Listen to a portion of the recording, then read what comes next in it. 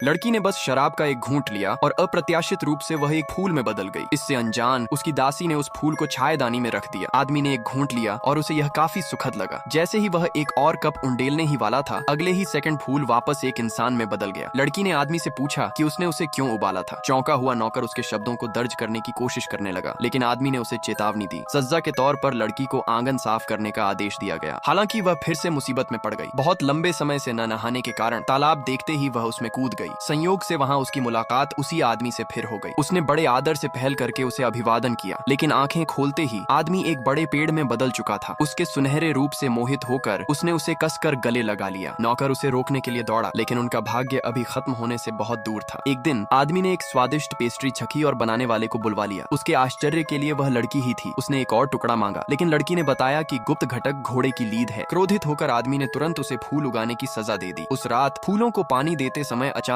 एक बेल प्रकट हुई, जो बिना किसी बच निकलने के मौके के लड़की को कसकर लपेटने लगी। सौभाग्य से आदमी ठीक समय पर उसे छुड़ाने आ गया, लेकिन और बेलें जल्दी ही आकर्षित हो गईं और लड़की को फिर बांध दिया। आदमी ने मंत्र किया ताकि सभी बेलें एक बार फिर दूर हो जाएं और वह लड़की को अपनी ओर खींचने लगा। हालांकि एक और बेल अचानक उभर आई और उसने उन दोनों को साथ में उलझा दिया। आदमी ने जितनी भी कोशिश की वह उसे खोल नहीं सका। फिर वे अध्ययन कक्ष में लौटे, प्राचीन पुस्तकों की जांच की और पता लगाया कि इस तरह की बेल कम से कम 3 महीने बाद ही अपने आप गिरती है। यह जानकर लड़की सीधे जमीन पर लेट गई। इसके बाद के कई दिनों में दोनों ने साथ में खाना खाया, पिया, साथ में सोए और साथ में नहाए भी। इससे लड़की सच में बेहद खुश हो गई। इस घटना के बाद आदमी ने लड़की को जादू सिखाने का फैसला किया। पहली बार जब लड़की ने मंत्र किया तो वह उसकी हूबहू शक्ल में बदल गई। वह घबरा गई और वापस बदलने लगी, लेकिन मंत्र विफल हो गया। उसे मदद मांगने के लिए घूंघट वाली टोपी पहनकर आदमी के पास जाना पड़ा, लेकिन रास्ते में एक दासी ने उसे देख लिया। जैसे ही घूंघट उठा, दासी ने उसे झुककर प्रणाम किया। तब लड़की को एहसास हुआ कि अब वह स्वयं वही आदमी बन चुकी थी। वह गर्व से मंदिर में चली गई, लेकिन वहां एक परी इंतजार कर रही थी। परी की अद्भुत सुंदरता से अभिभूत होकर उसने उसके प्रति स्नेहपूर्ण व्यवहार किया, जिससे परी शर्मा गई। उसी क्षण असली आदमी प्रकट हो गया। जैसे ही वह अंदर आया, उसने अपने ही रूप के एक ढोंगी को भीतर देखा। क्रोधित होकर उसने लड़की को उसके मूल रूप में वापस कर दिया और परी को वहां से भेज दिया। जो हुआ था उसे याद करके वह और भी क्रोधित हो गया और उसने लड़की को सही आचरण सीखने के लिए एक शिक्षक के पास भेज दिया। शिक्षक के मार्गदर्शन में लड़की ने तेजी से प्रगति की।